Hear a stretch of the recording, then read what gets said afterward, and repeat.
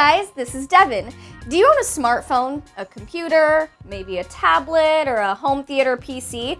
Well, you're in luck because Cooler Master has one keyboard to rule them all.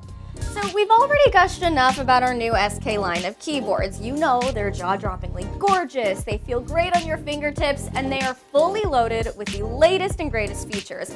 But the thing you might enjoy the most in our SK621 is Bluetooth connectivity. Alright, so here's how you get it done. Step 1, turn the Bluetooth on. Duh. Step 2, enter pairing mode by holding the function key and Z, X, or C for 3 seconds. You should see the indicator flash blue.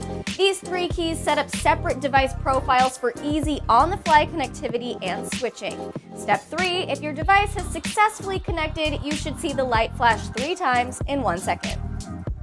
And voila! You got yourself a machine of a mechanical keyboard. If you have multiple devices connected, switching to them is as simple as hitting the function key plus the appropriate assigned profile key.